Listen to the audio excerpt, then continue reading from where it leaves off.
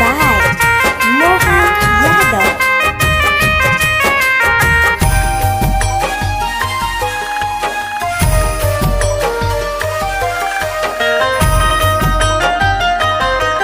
तोरा याद में अखिया रोई जब शादी तोहर होई। माना तू बात ये गोरी ना रही अपन कोई के मर जाई। छोड़ के जइबू हो मरल मुँह हमर पैबू हो।